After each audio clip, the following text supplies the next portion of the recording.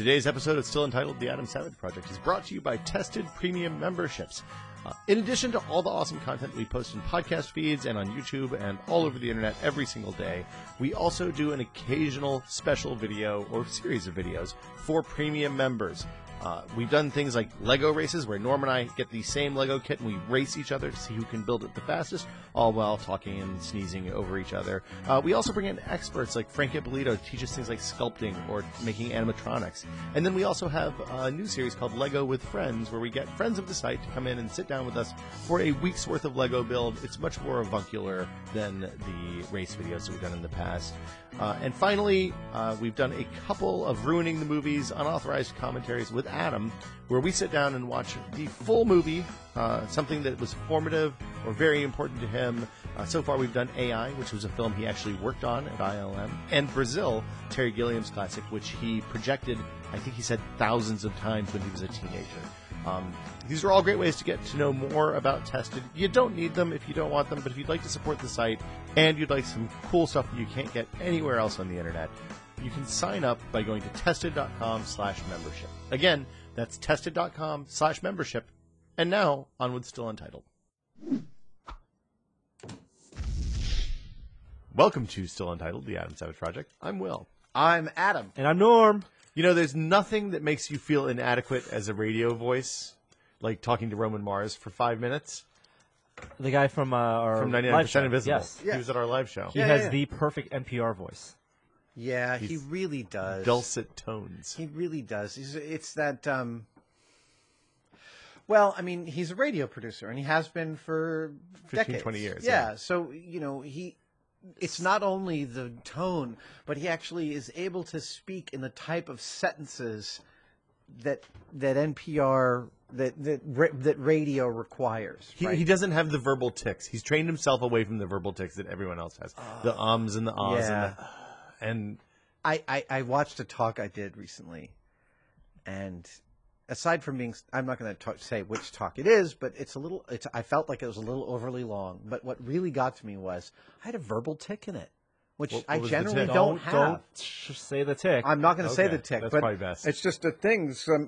Look, I'm very good at reprogramming myself, so I won't have that tick ever again. you used to be a Tea Party member. No. Oh. But yeah, it drove me crazy. It happened like 7 or 8 times during the course of this 20-minute talk. And I have new things to put into my ability to do public speaking to modulate a little more.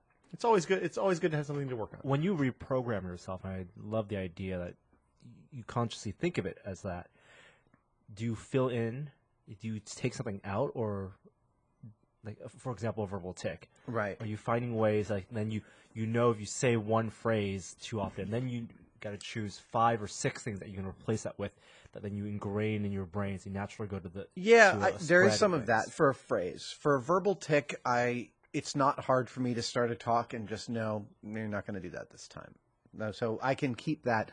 I can run that as a subroutine while I'm talking. But more than that, I think that I can, as a speaker, get too comfortable with the off-the-cuff narrative, and I'll give that narrative an arc. And sometimes I'll give a talk, and it'll be like 4 of those arcs all going to the same level and doing the same kind of travel. So on a graph, whereas really what I want is a graph that climbs.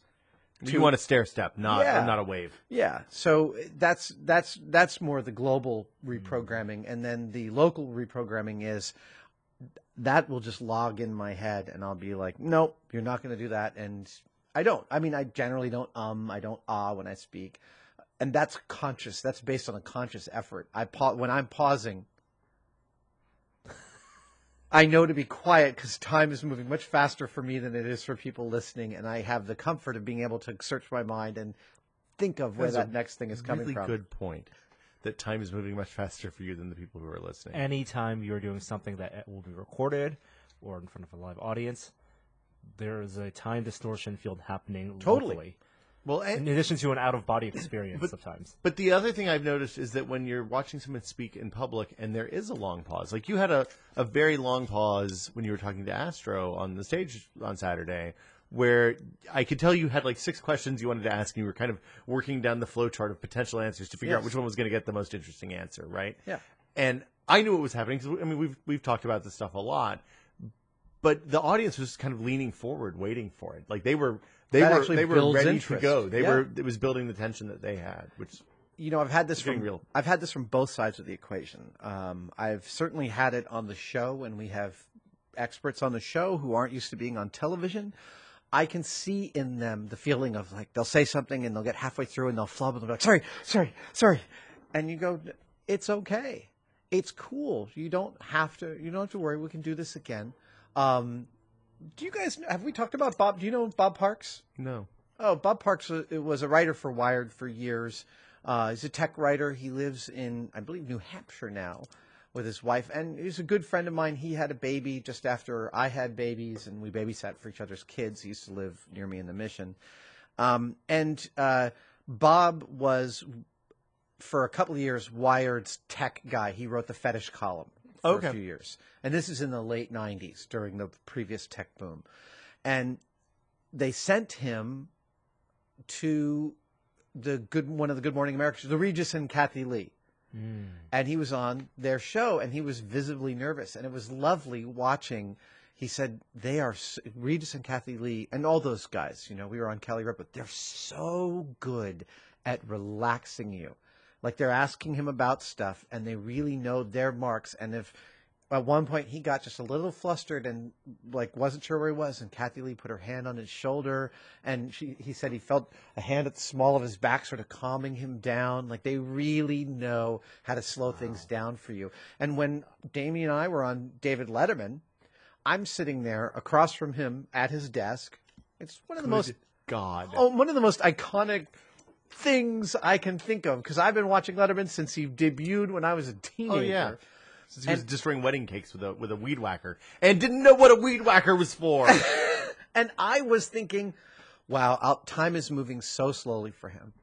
He knows what I'm going to say. He can see the jokes coming from a mile away, find his space to slot them in and comfortably drop them in where they're necessary. Where for me, I'm like, there's so much I want to give. But it's his 20,000th show or something, right? Right. So it's subconscious. He's not even there. No, and it is really important. Same thing for me doing Mythbusters, right? I'm talking on camera. I'm not thinking about the camera. I'm thinking about the story. I'm thinking about the narrative. I have my own thoughts. And when someone comes in who's nervous, I can actually take some of my mental energy and give it to them to slow time down for them. Well, and one of the things we've always found with the stuff that we do even is that if people are knowledgeable and passionate about something, then it doesn't matter if they're camera trained or not. Once you can get them to the point that they're just talking about the thing that they love, then they're okay, and the audience will be okay with it, even if they're a little rough around the edges, as long as that knowledge and passion come through. It's funny. I asked Mary Roach about this, the author of Packing for Mars and Stiff and Bonk, and she's an amazing and wonderful, wonderful writer, and she's a good friend of mine. And I was interviewing her on stage a few years ago, and I said, how do you get the great information you do? I mean, you show up to these places like the Body Farm, and they're not used to having reporters come and ask them, let alone be actually interested in what they're doing. And knowledgeable about what they're doing, yeah. And she said, well, it's funny. Everywhere I go, whether it's, a JPL facility in the Midwest or it's the Body Farm, the first day, all I get is the standard tour. It's the second day, when she's still there, that they actually realize that she's a potential compadre and start to open up. And I was like, wow, so you're like the nerd whisperer. But and then also the first day after that, they run out. They only have one day of the front. Right. And that's it. And then you have to go back to being yourself. You can watch the moment in some of our interviews where they're like, and this is the end of what the local TV people usually ask. Right. And then they're like, and then Norm or I ask a question, they're like, oh. It's a great moment. It's a beautiful moment. It's my favorite thing. And really, so the trick is taking some of that mental energy and giving yourself the space to realize time moves much faster for you than it is for your listener. And you can take even a 5-second pause before speaking. your audience won't feel like it's that much, and they'll forget it almost as soon as it happened. Whereas for you, you start sweating and you're clenching. What if I don't have another question? Right, exactly. What if the questions are gone? What if they're all gone? I still have at least 10 minutes left. Wait, where I are can't, my pants? I can't stop this now. Am I awake? What do I do with my hands? Nightmare? What do I do with my hands? What am I doing with my hands? Paul F. Tompkins has this whole thing about being in a movie. How do arms go again? Trying to cross his arms on screen. Do I do right over left or is it left over right? That doesn't I'll make take sense. a nice. What am I supposed to do with my hands? Yes. Speaking of questions about what to do with your hands, Yes. we have more questions from the audience. Oh, wow. We hadn't even started? No. I thought we were in the middle of answering a question. This is from a the audience. podcast. That was just Excellent. that was just the opening bit. I am, by the way, wearing one of my favorite possessions, which is my steel Ringwraith gauntlet made by my friend Scott Maple's company, Crop Circle in I didn't Ontario. know those were steel. They don't feel heavy enough to be steel. They are, yeah. They make Isn't such a that good great? noise. Snick. They actually go snick. That is the sound of snick. I think I'd rather be slapped with those than backhanded. You'd rather be bitch slapped than you'd rather be pimp slapped. No, bitch slapped than pimp. I can't remember. I don't. Let's remember stop saying bitch. Yes, that's probably the best possible. Pimp is probably bad too. I'm of the school that bitch is a fine word to use for anybody but a woman. Yeah, That's always been my rule. yeah. I feel like my feelings on that rule probably should change. That's the Jesse school of thinking. Jesse school. The Jesse, Breaking Bad. Yeah. Yes. Did you hear the? Sorry, we'll get to questions in a second. But Aaron Paul was tweeting with someone, and they said, "I would love to have you call me bitch in person." And Aaron Paul said, "Well, I'm at Gate 34B in Orlando Airport." So cut to a line of people at his gate coming up so he can call them bitch. That's amazing. Poor Aaron Paul. Oh, I hope he needs another role soon. He's so good. Yeah. He's so good. So last week we started with 2 questions that Yes. were kind of connected. I have 2 more questions that are loosely connected. Okay. And we're going to start with them. Okay. First, Ted asks, what do you think are some of the best college degrees for makers to pursue? Wow. I'm curious to hear your responses, specifically to the fact that you're a maker's maker who has taught college courses, but never actually never completed a college degree. I'm glad we've gotten all the way to that, so I don't have to go back over that. So we don't have to go over that again. Second question. The second question is, I'm a middle school technology teacher. I'm pushing my curriculum toward the maker idea, and I have some tuition reimbursement through my work, but I must take master's level courses in order to qualify for it. What areas would you recommend I look at to gain skills that will be useful in my classes? Should I do arts, design, computer science, all of the above, any of the above? Is there anything specific that you would look for that's available at a master's level institution? And that is from David Martin. Okay. So I have some friends that have actually gone through college programs with a goal towards making skills. One of them went to MIT. We get we get this question about what should I do in college a lot. Right. Okay. And this is a very general answer, but I think it will. What I get the feeling is the questioner isn't sure what they want to make or what they want to work with to make, but they know that there are these facilities at the college. What degree choice, what degree track will afford them the ability to figure out. Like access to the labs and stuff like that. So I think that you've got to look at the college you're thinking about going to and kind of hack its curricula. I mean, a lot of times now you can do an independent study course that will land you with a BS or a BA and let you pull things from multiple disciplines so that if you want to be an industrial designer and your school doesn't have an industrial design program. Then, and that's exactly what I was going to say is product design is a fantastic general degree that will give you access to every making lab that college has. Any college that offers product design will give you access to a wood shop, a metal shop, a plastic shop, 3D printing, laser cutting, water cutting. All of that stuff should be within their offering. Essentially a badass state-supported maker space. And that's the kind of degree you want. You might not be interested in product design per se, but that degree will be insanely useful to you as a maker. You'll have... The more you understand about manufacturing, if you want to be a maker, you're going to need to understand manufacturing because, I mean, I would assume that for most people, the goal might be to eventually make a living doing it. If you want to make a living, you want to make a product, you better be able to drive that product rather than pass on the whole project to somebody else. Or at least understand enough about the other stuff down the line from the part that you do so you don't get fleeced or make bad choices or whatever. Exactly. So there's industrial design, there's art. Again, people might feel like an art degree is too nebulous a degree, and making a living at as an artist is really difficult. I submit that making a living doing anything really specific is incredibly difficult. Any degree, any specific, if you want to be a forensic pathologist, I'll wager high-paying jobs in forensic pathology are highly competitive And take a while to get there. Absolutely. Yeah. So the idea that you might be wasting your money in a degree, that's your own choice to make. But I think there are plenty of community colleges with fantastic wood shops, metal shops, building shops. 3D printers are cheap enough now, and so are laser cutters, that I'll bet a lot of schools have them. High school labs should be putting 3D printers in now. and give you experience with working with those things. So I would say choose the degree that gives you access to the most parts of the college within the making sphere that you can find. One of the things I usually recommend people, because I talked to a couple of freshmen after the event, people who are going to be freshmen in college in a couple of years, and they wondered what they should take. They wanted to, they didn't know what they wanted to do, but they like making stuff. Yeah. And I said, look, the general advice for everybody that's going to college the first year is, unless you want to be an engineer or a doctor or a lawyer or something that has a well-defined track that requires 4 or 5 years of school, and you have to take stuff in a specific order, take that first semester and just take a ton of 100-level survey courses in a bunch of different disciplines, and you might find something that you absolutely love that you didn't even know existed. So worst case, out of 4 years, you learn how to learn things, and you find an avocation. And frankly, there's one of my verbal tics. I say frankly too much. Frankly, you do. Frankly, I do. I have a friend named Frank, and I notice it especially when I'm talking to him. I do that around Frank, too.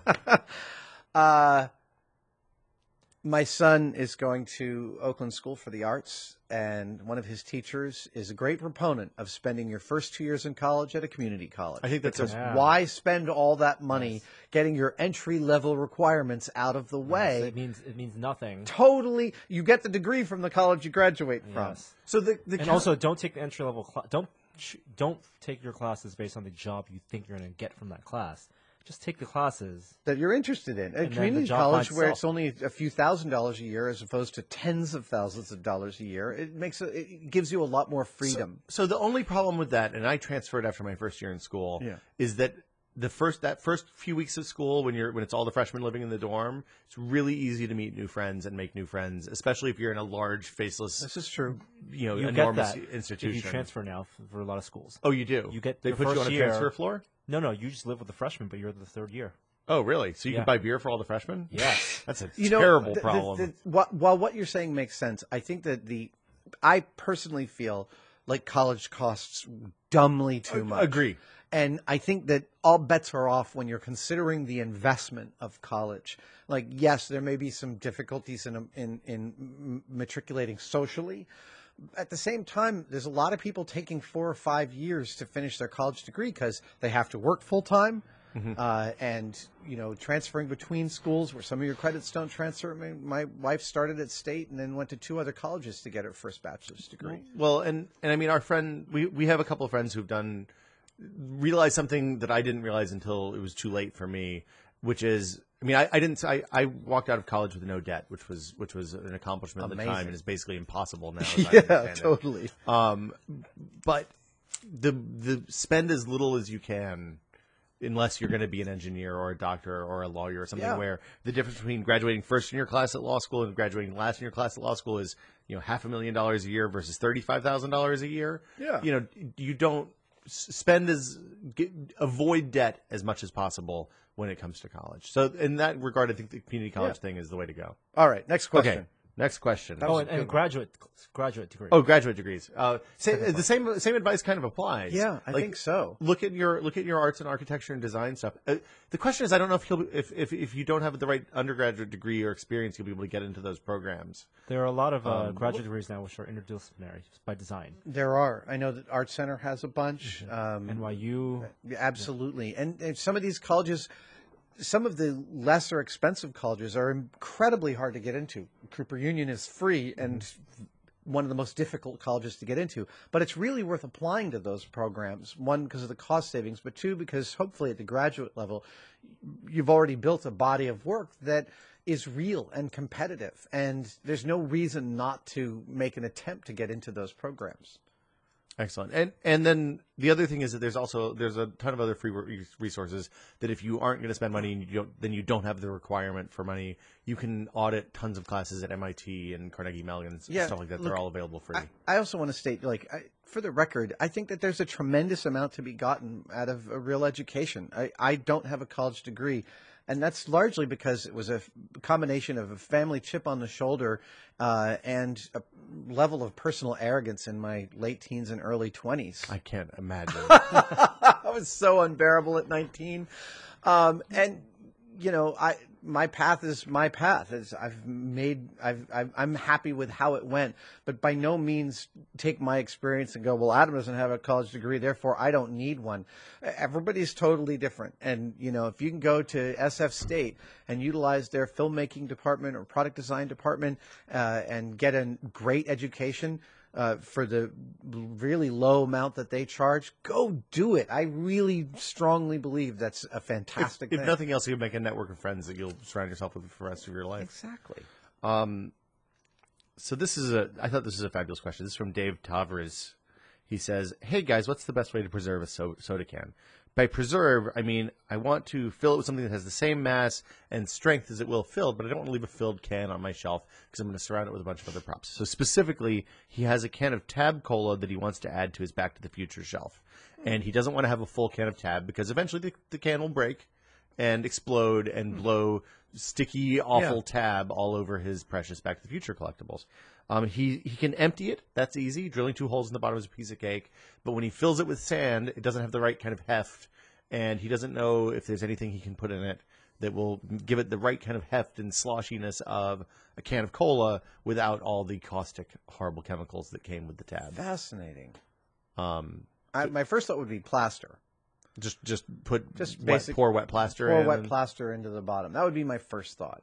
Now, if you want to drill small holes in the bottom, you're going to have to kind of inject it, which for a can, that's going to be kind of a thing. They don't make 500 milliliter syringes for plaster. You could certainly build such a thing.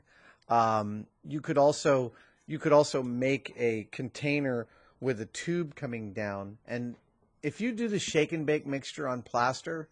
What's the shake and bake mixture on plaster? Shake and bake mixture on plaster is the optimal relationship between plaster and water. Briefly put, you always add the powder to the liquid. Okay. You have a bucket full of the liquid. Let's say it's 2 soda cans worth, just to make sure you're covered. Pourable plaster is going to be thinner than you think. Like we think of it's like thin syrup. Pancake batter? It's going to even be slightly thinner than that. Okay. So what you do is you take your water and you start sprinkling powder into it. And you just keep on sifting it in. You're not putting in chunks. You want to sift it in a powder form. At a certain point, an island will form. That means at a certain point, the water is saturated enough with powder that it's no longer dissolving readily into the water, but an island forms in the middle and remains there. Not an island that disappears right away, but an island that remains there probably and doesn't go away until you put your hand under and start to mix. When the island forms, you have the optimal relationship of powder to water.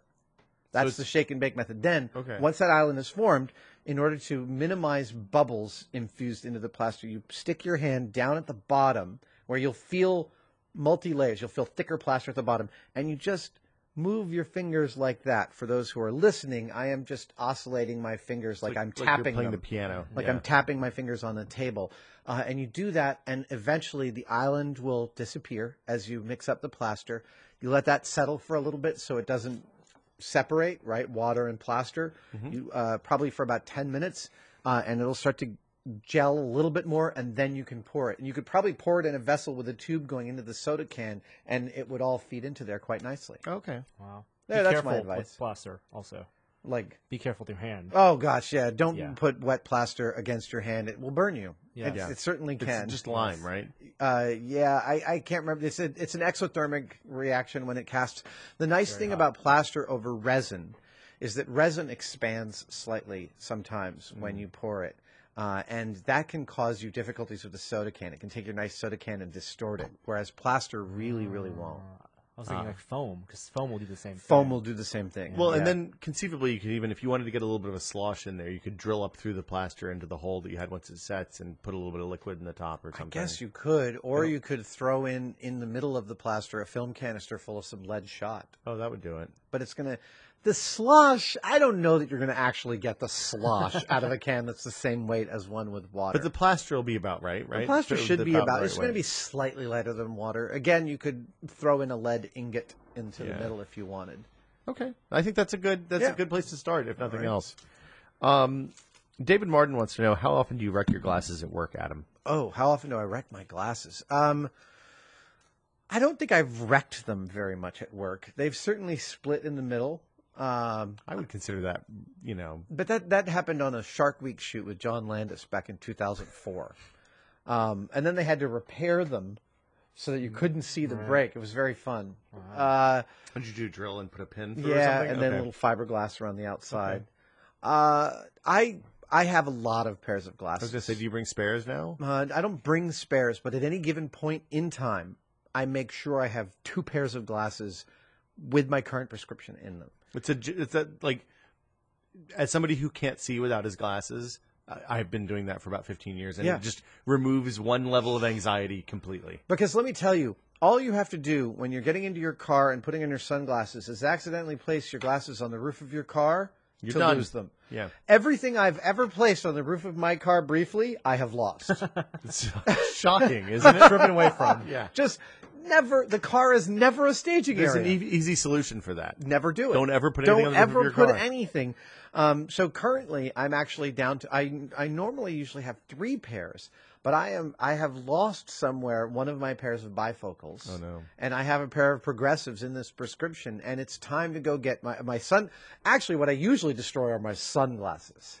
Those are the glasses that really get abused. And whenever I buy a pair, I usually buy 2 pairs of sunglasses. I recognize that that's a first world solution. Do you do prescription sunglasses? I do. Okay. Oh, Yeah. expensive. Yeah. No, don't get me wrong. It is expensive, but for me, my eyes are very sensitive to the light, and it is the cost of doing business. I've spent You guys are out in the desert a lot, so too. much time outdoors. I can't stand it. Look, outdoors is nice, but me and the sun don't get along. Right. Well, and the outdoors that you do isn't like nice wooded, calm. No, I'll be out in the damp middle of a outdoors. You're in desert the plain for salt days plain on or end. something. Yeah. Yeah. Contacts. I always keep a pair of contacts in my bag. I don't keep them in my bag, but I have about 20 or 30 pairs on hand. Of the one day throwaways. Of the one-day throwaways. Yeah, those are for costuming and stuff. And when I get down below like 10 pairs, I start to get nervous and I'll order some new ones. I've never felt luxury like I did the first time I put those contacts in, wore them for like 4 hours, and it's like, okay, time to take them out. I know. Just throw away. Amazing. It's terrible. I used to wear my old ones for 30 days at a stretch. Oh, I wore extended wear week wears for years. Amazing. Like reusables that you wash every week. It was terrible. Yeah, All I remember you put them in the thing. Yeah, and with the fizzing thing, and they would So you know what makes me crazy is because nobody does the thermo contact cleaning anymore. It's super bad because apparently heating up plastic releases all sorts of bad stuff or something. Yeah. It's not like you're putting them up against a mucous membrane. Yeah. Wait a minute. Oh, PPAs. But they don't make the good super sealy contact cases anymore. They're just the crappy snap-on ones that always leak. They all leak. Yeah, It's I a need to go nightmare. find some vintage contact cases. There you go. I'll bet there's a whole eBay collection. Great idea. Hey, I got some sort of novel form of pink eye that hasn't been seen in 30 years. Bread in a vat. Gross. Marvin G wants to know what it was like the first time you guys met Adam and Jamie. Do you remember? Wow. I don't. They're asking you. I guess they're asking us. Yeah. So what was it? Where was it? So we were at M5 in Jamie's office. It was at M5. And you're showing us paintball guns. Oh, they shoot you had gotten the Jamie White. paintball guns that looked like real guns. Oh, those Tippmans, those beautiful Tippmans with the magazines. Yes. Yes. Yes. Wow, that was post That was post one of our tours. I think it was right before you left, actually. That's cool. That's a while back. So it was right before. So this was probably in what, March of 2012? Mm-hmm.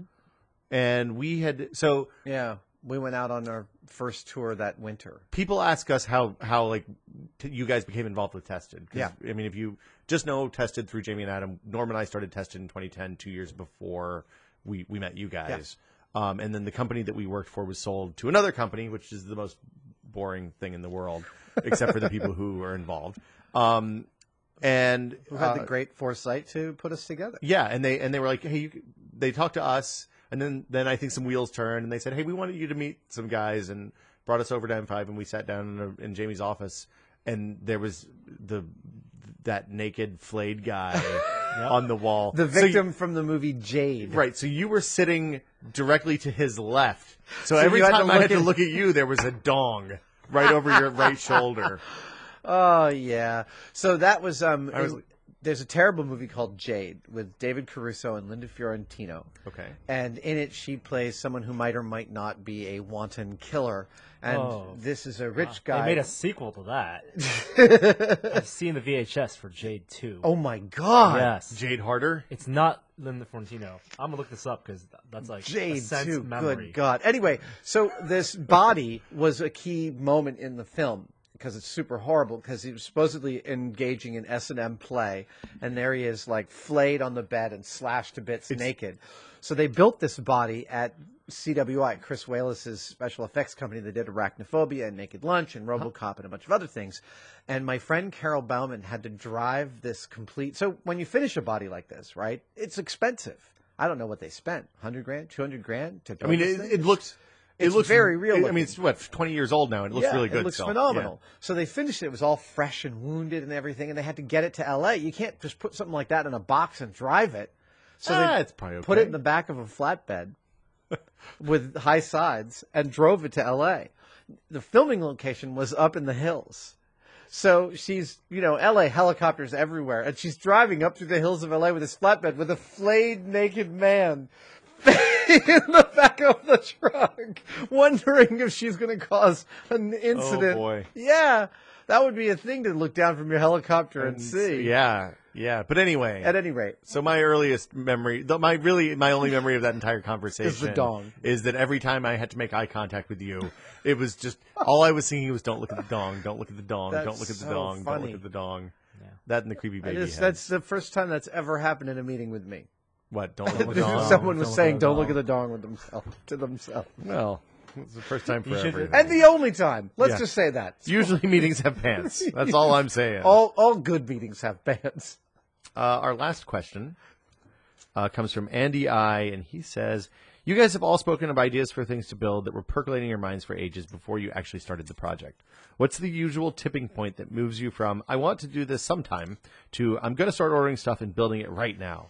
Can you identify a point of no return when you realize that you're now absolutely committed to finishing something? Wow. No, it's not specific. It's very random. Sometimes it could be as simple. I've started working on my 32-inch Millennium Falcon. Mm-hmm. I did that because Comic-Con, I finished 2 long-term projects for Comic-Con, but I also mostly finished 2 other long-term projects, which we're going to reveal later on this year, or maybe even early next year at this point. So like a whole bunch that had been sitting on the benches and on shelves went into deep storage because I didn't need to work on it anymore. So I looked around for the first time in years and thought, what would I like to work on? And the 32-inch Falcon was sitting there on top of my vacuum former, and I pulled it down and started playing You've with had it for a long time, right? Yeah, I've had these castings from Tim Ketzer for a while. But there are other times when I'm working on a prop from Dr. Strangelove that came about visiting the Kubrick exhibit, and I'd never considered it before. Other times there may be something that's percolating, or I have pieces of it, and what gets me interested is somebody else's interest. Now that is actually a frequent positive trigger for me, is I'll meet someone who's like, oh, I love that prop. And then I talk to them about it, and I get excited about it. And remember, I often almost always build 2 of something if I'm going to build it, or multiples. So if it's a good friend of mine who's obsessed about a prop and I only learn that he's obsessed about it, I've got a Buckaroo Bonsai prop I'm working on that my friend Josh is totally, so don't, anyone who knows Josh, don't tell him this. That, you know, I've assembled a number to make 2 of them because he's obsessed with it. I totally want the pleasure of handing him this piece and his surprise. So really, seriously, don't tell Josh.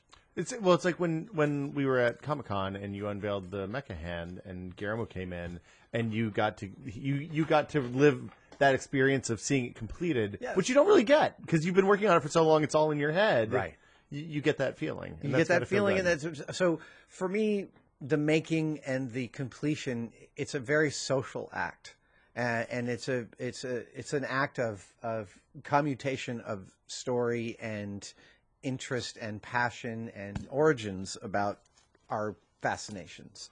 So I love it when someone comes to the shop and says, "Oh, I love that prop. That's one of my favorite things." And I'm able to, because I've got 2 or 3 of them, go, "Here, take this one home." And they're like, "No way." Well, for me, it's often like, do I have time to actually, like, I don't have the big space to just leave stuff kind of partially done. So if I'm going to start something, I have, let's say, 6 weeks before, right? You know, I have to critical finish mass. it. Yeah, Yes. yeah.